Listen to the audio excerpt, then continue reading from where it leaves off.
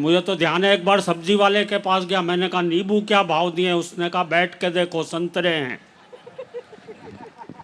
आप सभी को प्रणाम करता हूँ। मंच पर उपस्थित अपने सभी कवि मित्रों को, कवि अग्रजों को प्रणाम करता हूँ। माँ सरस्वती को प्रणाम करता हूँ, भगवान महावीर को प्रणाम करता हूँ और आप सबसे निवेदन करता हूँ मेरे स्वागत में दोबारा जोरदार तालियां बजाएं। महेंद्र भैया, आपके परिचय में मैं एक बात बताना भूल गया था। महेंद्र भैया देश के एक ऐसे कवि हैं जिन्होंने ऊंचाइयां बहुत प्राप्त की हैं और इतने ऊंचे चले गए जहां पर बाल उगने बंद हो गए। और एक बात आपने कई बार सुनी होगी, अब सही पात्र के लिए सुन लीजिए। महेंद्र भाई की सिर की स्थिति आप देखिए। इनकी स्थिति को देखकर एक शोध किया जवाहरलाल नेहरू विश्वविद्यालय के छात्रों ने कि किसी भी पुरुष के सिर पर केवल 2 महिलाएं हाथ फेरती हैं, एक माँ और एक पत्नी। अंतर सिर्फ इतना है कि जब माँ हाथ फेरती है तो बाल बढ़ते हैं।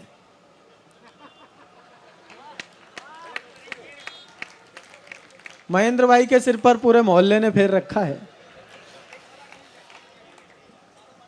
बहुत सारे लोग, ऐसा मत बोल, बहुत सारे लोग मेरे जैसे यहाँ पर भी बैठे हुए हैं। हाँ, वे भी सब योग्य हैं, क्षमतावान लोग। लेकिन दोस्तों आप लोग घबराना मत, मेरे पास जवाब है आप सबकी तरफ से इसके लिए।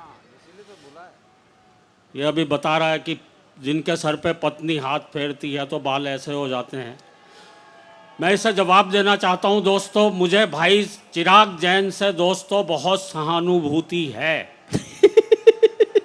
कि इसके सर पे कभी इसकी पत्नी ने हाथ नहीं फेरा।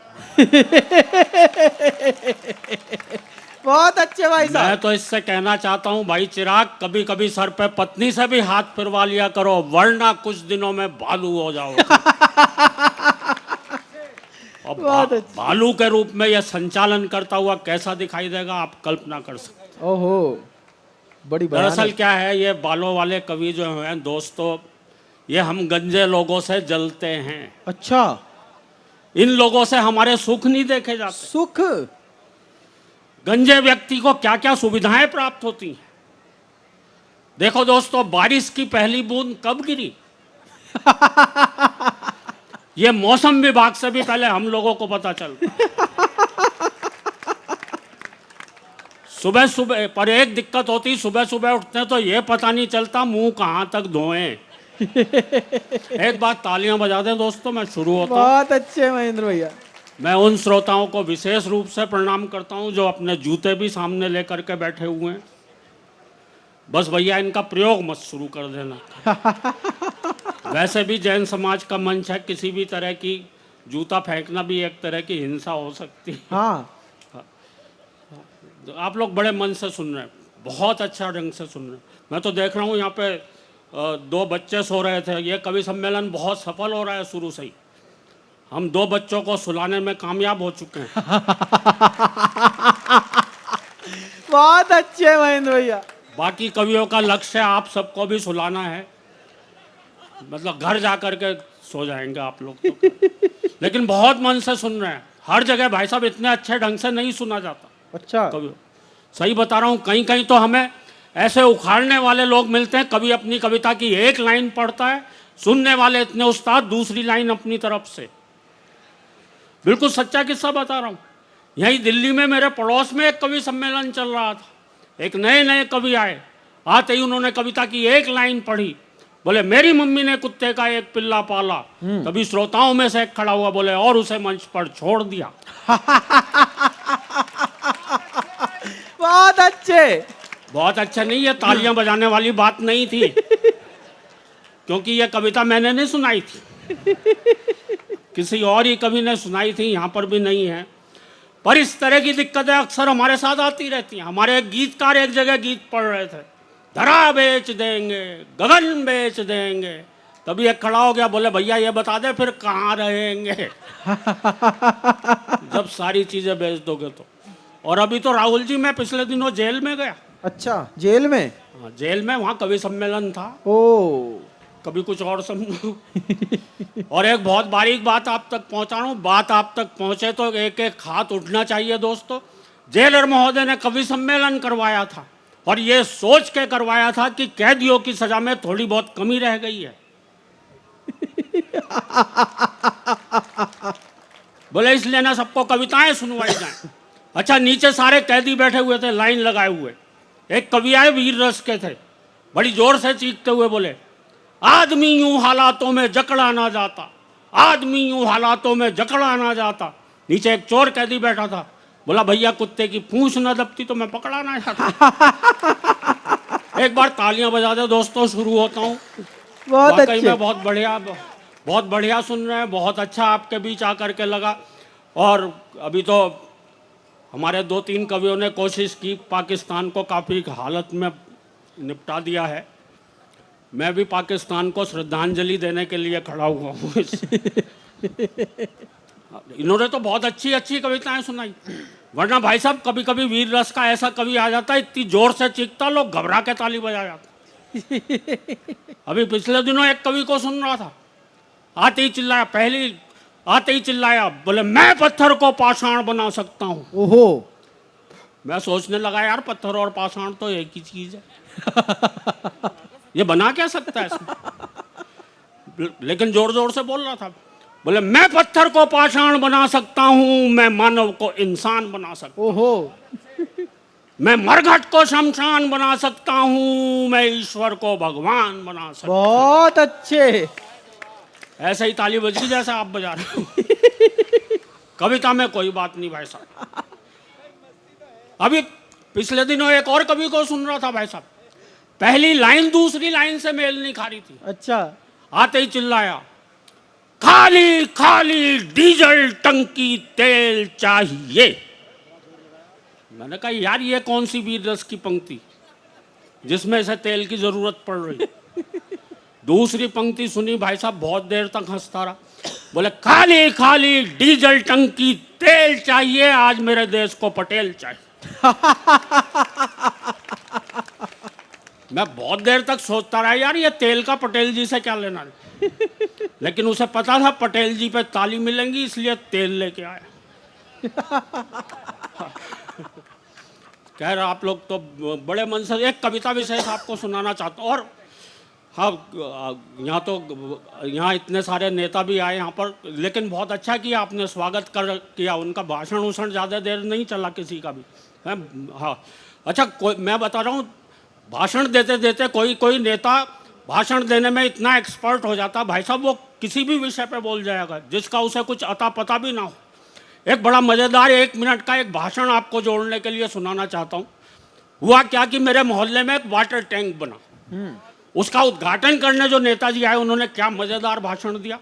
बोले भाइयों, ये जो आप वाटर टैंक देख रहे हैं इसमें वाटर भरा जाएगा। टैंक तो हमारी फौज में भी होते हैं, पर उसमें वाटर नहीं भरा जाता। वाटर यानी पानी। ओहो।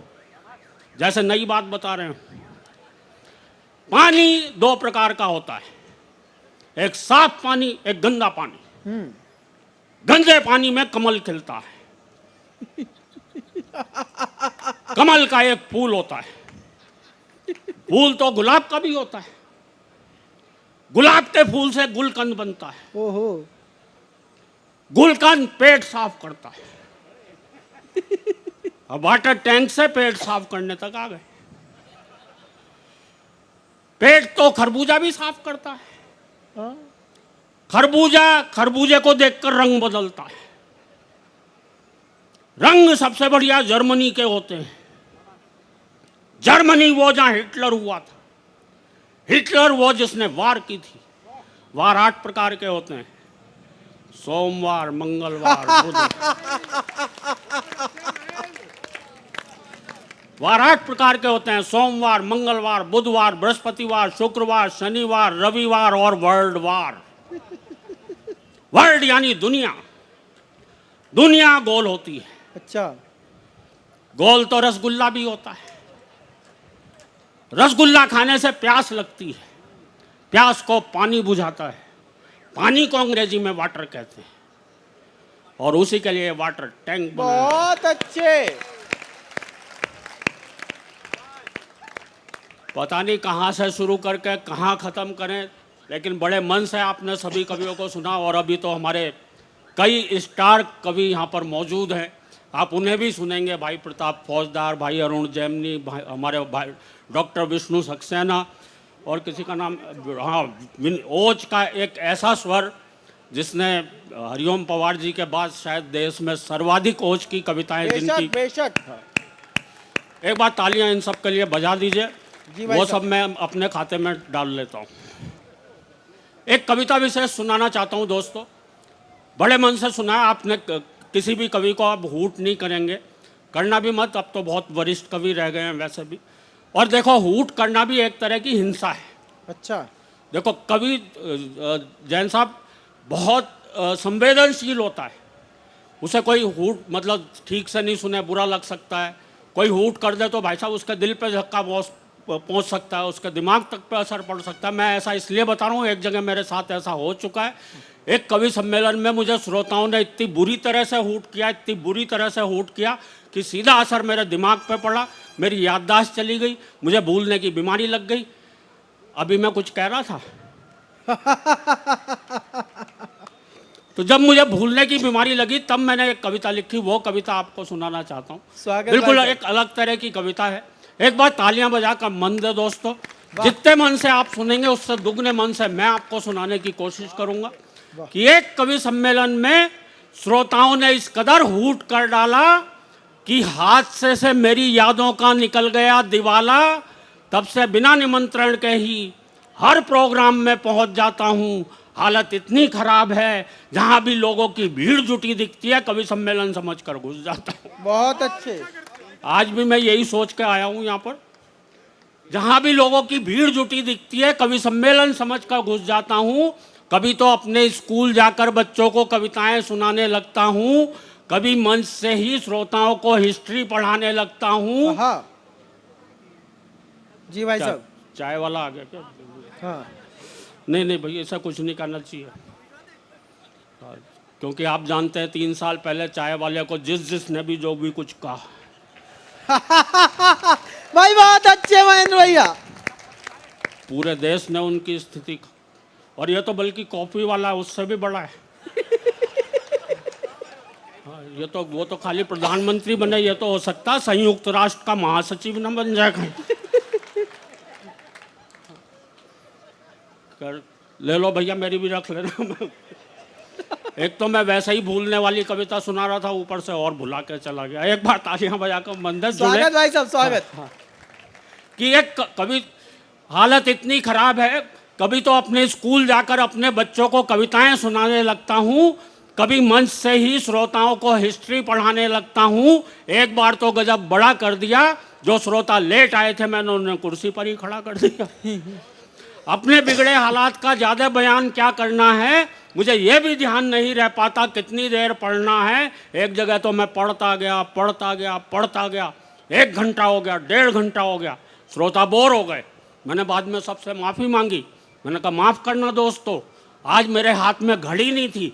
एक श्रोता खड़ा होकर बोला पीछे कैलेंडर लगा हुआ था वही देख लेता।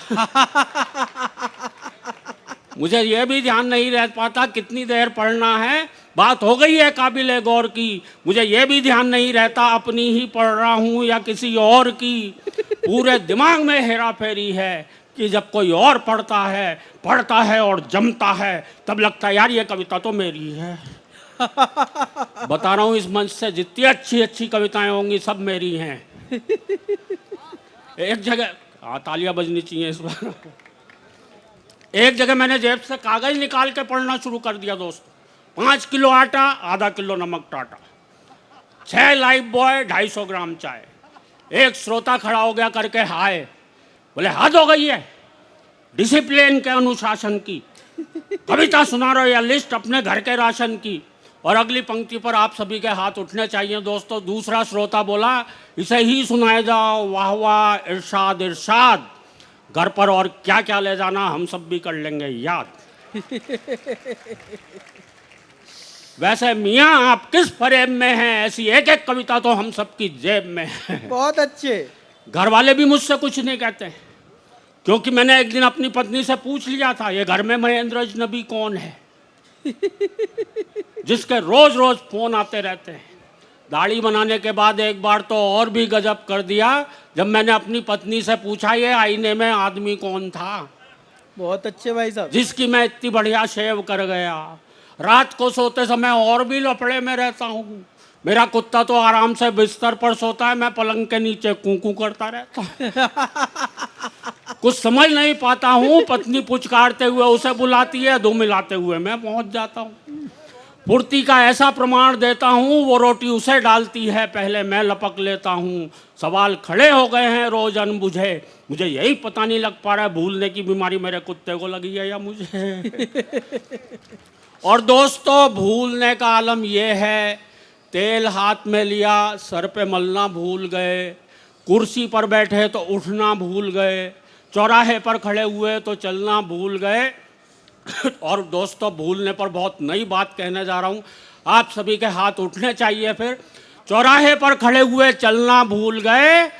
और दोस्तों, गंजे भी इसलिए हो गए क्योंकि मेरे सर के बाल उगना भूल गए। बहुत अच्छे। पत्नी बोली एक बार मेरे भरतार हेल्प करा दो, गीले कपड़े ऊपर फैला दो। ऊपर जाते ही दिमाग भटक गया, मैंने कपड़े तो चारपाई पर पटके खुद तार पर लटक गया। टूट गई टांग, डॉक्टर आया, प्लास्टर चढ़ाया, डॉक्टर भी था होशियार, भुलक्कड़ों का सरदार, गजब ही ढा दिया।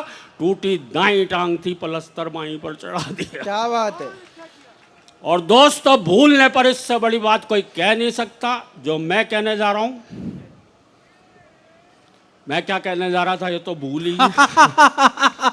लेकिन दोस्तों, मेरे भूलने पर ज्यादा मत जाइए, कविता समाप्त हो गई है, तालियां बजाइए।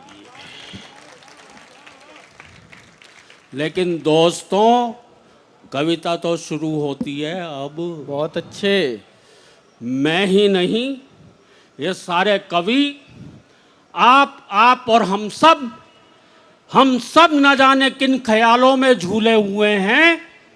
हम सभी कुछ न कुछ भूले हुए हैं।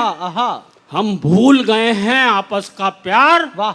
हम भूल गए हैं मेहमान का सत्कार, आए दिन टूटने वाले घर बार।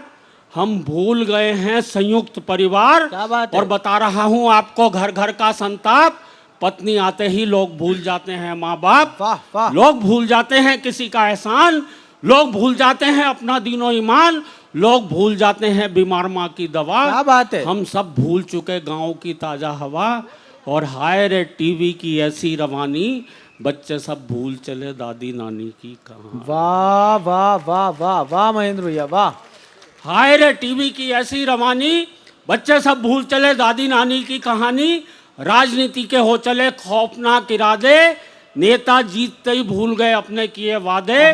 नफरत का चढ़ चुका ऐसा जुनून है, हम सब भूल गए कि सबका एक जैसा खून है।